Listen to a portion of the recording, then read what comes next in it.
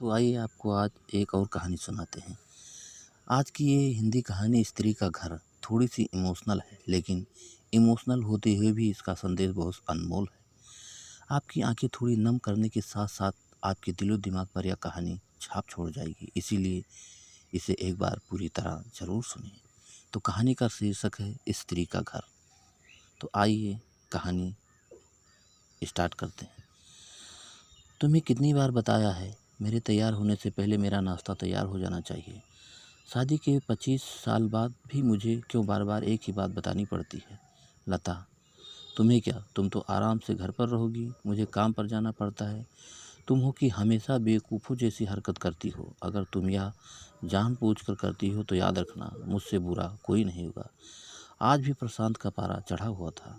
इन कटु शब्दों में अपना गुस्सा उतारते हुए, गीला तौलिया कुर्सी पर फेंकते हुए प्रशांत गुस्से से लता की तरफ देखने लगा। लता के लिए प्रशांत का यह बेवजह का गुस्सा कोई नई बात नहीं थी। वह महीने में 3-4 बार ऐसे ही लता पर बरस पड़ता था। पहले पहले लता उसका विरोध किया करती थी, लेकिन जब कई सालों तक प्रशांत में कोई बदलाव नहीं दिखा तो लता ने खुद को ही बदल दिया। अब प्रशांत के कुछ भी कहने से लता को कोई फर्क नहीं पड़ता था। प्रशांत की हर बात वो चुपचाप सिर नीचे झुकाए सुन लेती थी। शादी के पहले 5 साल तक लता ने पूरी कोशिश की थी कि प्रशांत को बदल जाए, लेकिन फालतू का गुस्सा करना और बाद में लता को भला बुरा कहना या मानो जैसी उसकी आदत बन गई थी। कोई भी वाद विवाद होता तो प्रशांत सीधा लता को बोल देता, अगर मैं तुम्हें अच्छा नहीं लगता तो क्यों नहीं चली जाती अपने मायके, क्यों रहती हो मेरे साथ। इतना सब कुछ होने के बावजूद लता प्रशांत के साथ रहती थी, क्योंकि उसे अपनी बेटी की फिक्र थी और वह जाती भी तो कहाँ, अपने बूढ़े हो चुके माँ बाप को इस उम्र में परेशान करना वह नहीं चाहती थी। समाज में और लोग क्या कहेंगे, यह भी तो उसे देखना था। वह इतनी पढ़ी लिखी भी नहीं थी कि खुद जाकर कोई नौकरी कर सके और अपनी बेटी का पालन पोषण कर सके।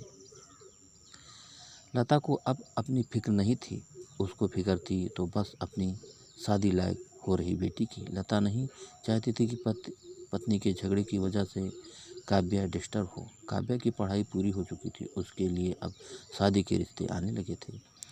कई रिश्तों को काव्या ठुकरा चुकी थी। 2-3 महीने बाद एक अच्छा रिश्ता आया। रिश्तेदारों और पहचान के लोगों ने भी लड़के के बहुत गुणगान किए थे। प्रशांत एक शाम अपनी बेटी के पास बैठकर उसे बताने लगा, काव्या बहुत अच्छा लड़का है, पढ़ा लिखा है, बड़ा घर है, बहुत अच्छी नौकरी है। ऐसे रिश्ते बार बार नहीं आते बेटा, इसे बार मना मत करना।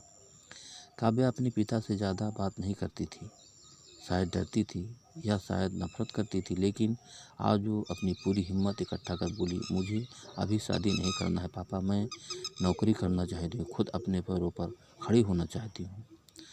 हाँ तो उसमें क्या बड़ी बात है, मैंने लड़के से बात की है, वह तुम्हें किसी बात के लिए नहीं रोकेगा। तुम शादी के बाद भी नौकरी कर सकती हो, वह तुम्हें नौकरी के लिए परमिशन दे देगा। प्रशांत बोला, मेरा नौकरी करना या न करना उसकी परमिशन पर क्यों डिपेंड रहेगा पापा, काव्य ने पूछा। मैं कह रहा हूँ ना, तुम्हें किसी भी चीज़ की कमी नहीं होगी वहाँ।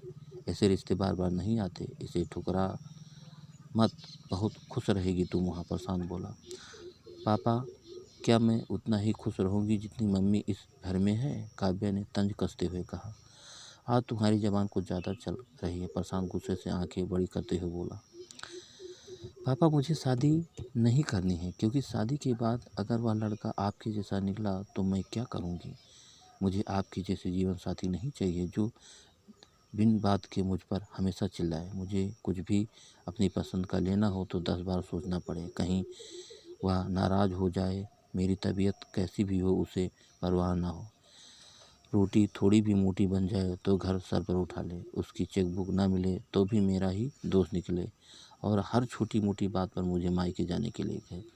काव्य ने अपना दिल खाली करते हुए पापा से सब कह दिया। प्रशांत का गुस्सा सातवें आसमान पर था, लेकिन उसके मुंह से एक भी शब्द नहीं फूट रहा था। वो काव्या की बातें सुन रहा था। काव्या उतना ही बोलकर चुप नहीं हुई। आज पहली बार वह अपने पापा के सामने इतना कुछ बोल रही थी। पापा, आपने माँ के साथ हमेशा गलत व्यवहार किया। आप हमेशा ऑफिस का गुस्सा बिना सोचे समझे माँ पर उतार देते हैं। कभी इस बात की परवाह भी नहीं करते कि उन्हें कैसा लगता होगा। आपकी बातें सुन सुन माँ ने अपना स्वाभिमान खो दिया। प्रशांत आज पहली बार अपने किए बर्ताव को महसूस कर पा रहा था। वो इतना ही बोल पाया, जो तुम्हारा मन हो वैसा करो, मैं तो बुरा हूँ ना। काव्या ने प्रशांत का हाथ पकड़ा और बोली, पापा, मुझे सिर्फ एक सवाल का जवाब दे दो। क्या आप चाहोगे कि मेरा पति आपके जैसा हो? अगर आपका जवाब हाँ है तो कर दीजिए मेरा रिश्ता आज ही, और ना ही मुझे आत्मनिर्भर बनने दीजिए। प्रशांत कुछ भी न बोल पाया और वहाँ से चुपचाप बाहर चला गया। आज उसे लता के सामने जाने में शर्म आ रही थी। चलते चलते उसकी आंखों से आंसू बह रहे थे। प्रशांत ने आज से अपने आप को बदलने का निश्चय किया। अगले दिन से लता ने अपने पति में काफ़ी बदलाव देखा। वह सोचने लगी कि जो हिम्मत काव्या ने दिखाई, वह हिम्मत अगर मैं पहले ही दिखा देती तो शायद आज परिस्थिति कुछ और होती। अब काव्या पढ़ लिख कर अच्छी नौकरी करने लगी थी और 3 साल बाद उसके लिए एक अच्छा रिश्ता आया। और उसकी विदाई पर प्रशांत बोला, बेटा तू हमेशा खुश रहेगी, क्योंकि तेरा पति तेरे बाप जैसा नहीं है। प्रशांत की यह बात सुनकर लता और काव्या की आंखों में आंसू बहने लगे। दोस्तों, आज समाज में औरतों को भले ही देवी का दर्जा दिया जाता है, लेकिन वह स्वतंत्रता नहीं दी जाती जो उन्हें देनी चाहिए। उन्हें बचपन से ही बताया जाता है कि वह पराया धन है। स्कूल में आने में देर हो जाए तो पिटाई मिलती है। मोबाइल पर बातें करते हुए दिख जाए तो, खिड़की से झांकते हुए दिख जाए तो शक किया जाता है। माँ बाप का घर तुम्हारा नहीं है, पति का घर ही तुम्हारा घर है। जीवन भर यह बातें बता कर उन्हें ससुराल भेज दिया जाता है, और एक दिन किसी छोटे मोटे झगड़े में ससुराल वालों ने उन्हें सुनना पड़ता है कि इस घर को छोड़ दो और मायके चली जाओ। अब आप ही बताओ दोस्तों, ऐसी स्त्रियों का सच्चा घर कौन सा है? आखिरकार वह किस घर को अपना कहे?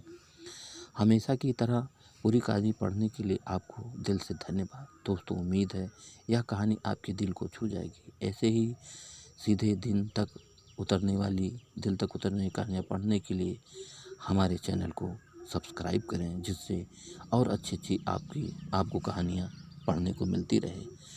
तो कमेंट करके ज़रूर बताना कि ये कहानी आपको कैसी लगी, और अगली कहानी में हम फिर मिलेंगे एक अच्छी कहानी के साथ। तब तक के लिए नमस्कार।